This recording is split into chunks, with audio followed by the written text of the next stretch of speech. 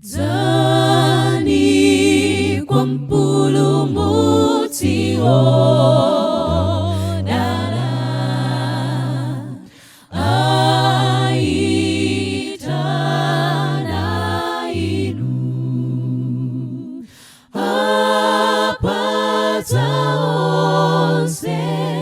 Chikululu kirocho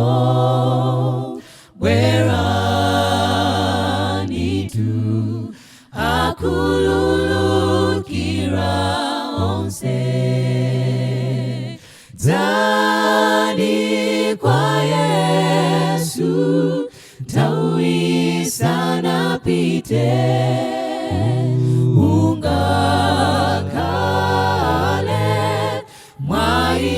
Siriza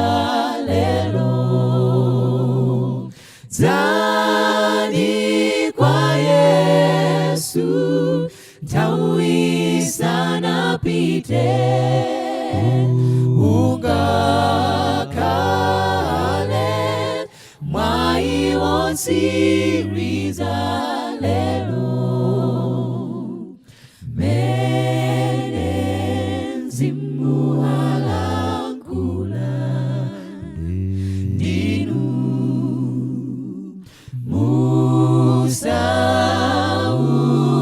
Sentima wanu landirani tu chipulu mutolero unga kale mwai wonsiriza lero Zani kwa Yesu Tawi sana pite Unga kale Mwai wonsiriza lero Zani kwa Yesu Tawi sana pite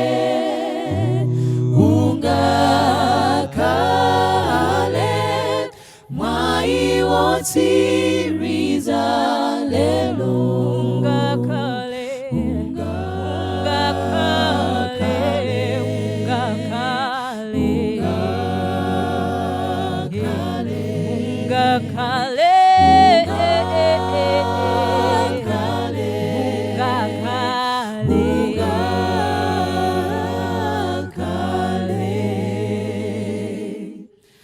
Wow.